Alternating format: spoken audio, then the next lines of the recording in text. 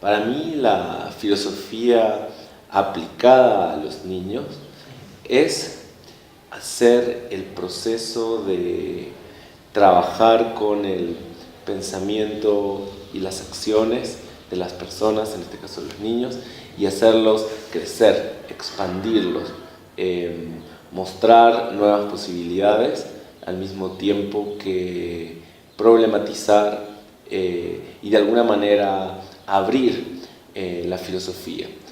Considero que todas las personas, incluidas los niños, las personas en cualquiera de sus edades, tienen filosofía, pero a veces no han desarrollado mucho ese espectro de su vida. Entonces, lo que se hace cuando se trabaja filosofía junto con niños es ampliar algo que en ellos.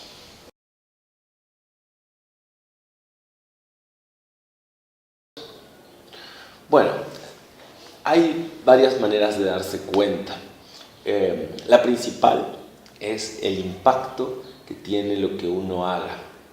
Como la filosofía es una cosa expansiva, es una cosa que crece, que tiene fuerza, por tanto nos damos cuenta si es filosofía o no cuando hemos hecho una sesión que impacta.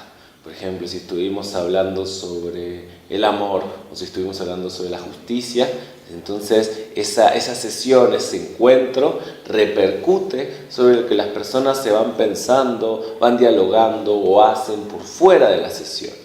Eso quiere decir que se hizo filosofía. Eso es algo un poco difícil de determinar en algunas circunstancias. De una manera más técnica, para decirlo de otra forma, si se está dialogando, la filosofía se representa a través de los conceptos. Por tanto, si tenemos un diálogo sobre cómo arreglar un coche, ¿no? Paso a paso para arreglar un coche, no es un diálogo filosófico porque no está abordando ningún concepto en sí mismo, al menos ningún concepto de cierto grado de abstracción. En el diálogo nos damos cuenta que es filosofía cuando toman centralidad los conceptos, pero eso no significa que sea un diálogo realmente filosófico, porque lo verdaderamente importante de enunciar un concepto es que ese concepto se esté viviendo, se esté expandiendo, y cuando entonces platicamos sobre la idea de justicia, entonces después la persona piense en la justicia o actúe de una manera que cree más o menos justa, distinto que como hacía. Eso significa que se está haciendo filosofía.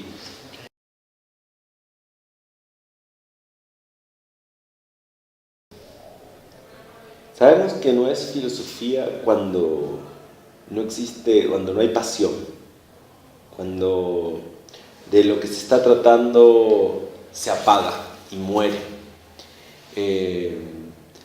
Nos damos cuenta de que no es filosófico porque no hay ningún elemento conceptual involucrado en lo que se dialoga.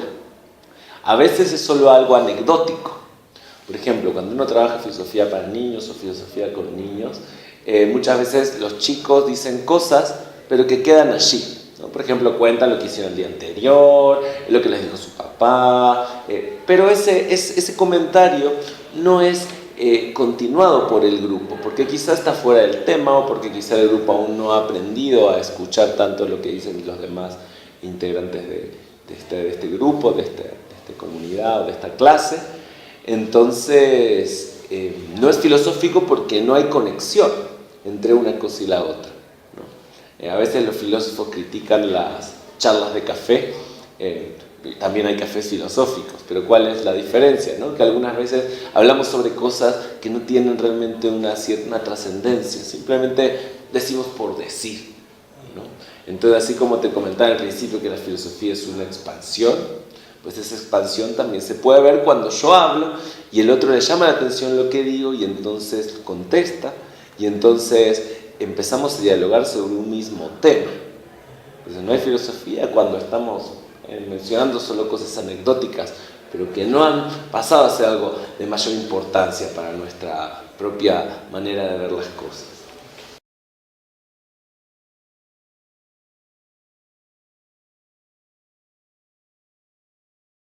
La recomendación principal es tener experiencias filosóficas.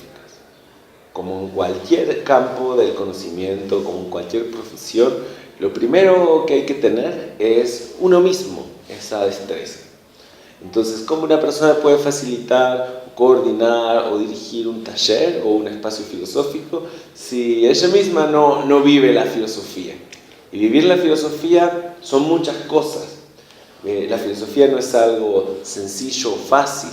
Y no porque sea muy abstracto, no porque sea complejo en una comprensión académica o intelectual, sino porque, por ejemplo, sostener una vida filosófica es algo difícil de mantener. Es difícil, por ejemplo, tener un principio, ¿no? Esta idea de los valores, ¿no? Los valores son difíciles de sostener, porque no solo se trata de pensar en los valores o conocer sobre los valores, tampoco se trata siquiera de coordinar las acciones con los pensamientos. Más aún que eso, es ser, que tu ser esté involucrado en esa dinámica de ese principio, de ese valor o de ese concepto filosófico. Entonces, cuando tu persona está involucrada en la filosofía, pues, naturalmente lo observas en la realidad, lo dialogas, lo actúas, funciona en tu persona.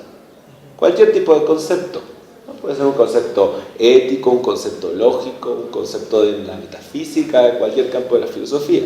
Son conceptos humanos inventados por el hombre.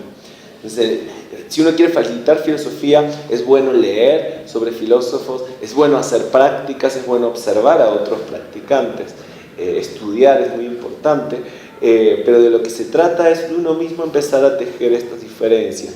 Y cuando uno tome decisiones, le dé importancia a eso, que se dé tiempo para pensar, hacerse pausas para pensar y también observar y ser crítico con tus acciones, ¿no? Todas esas cosas que pueden sonar muy personales, en el fondo yo creo que son la base para poder facilitar un buen taller de filosofía.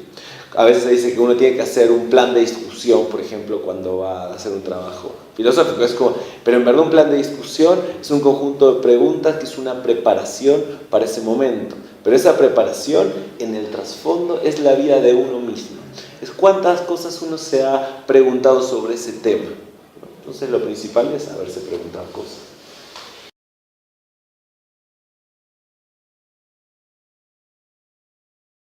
Y ese es el callo educativo, diría yo.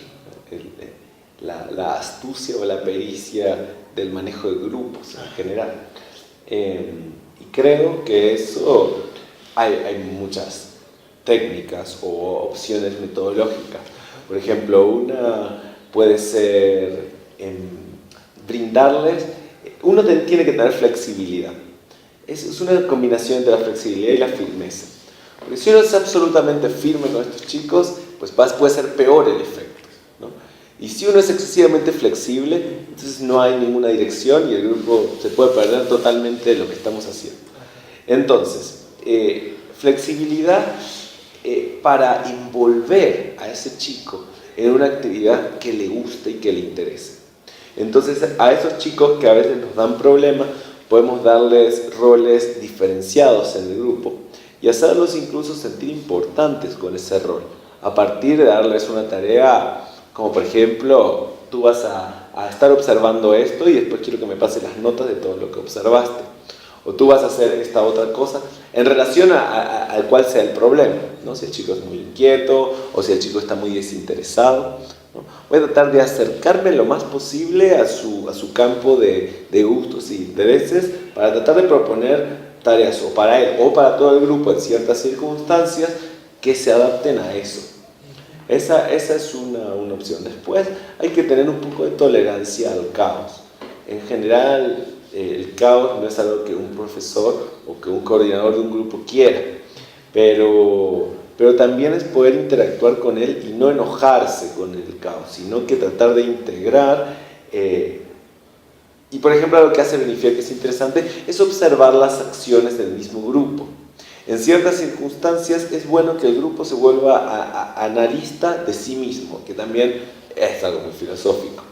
Entonces, las actitudes que una persona tiene que rompen mucho la dinámica grupal, o que el grupo mismo tiene que están rompiendo una posibilidad de aprender algo, es bueno preguntar por eso que está pasando, pero no preguntar como un regaño, sino preguntar como un análisis. Al principio los chicos piensan que uno los va a regañar cuando uno dice, ¿por qué está haciendo esto?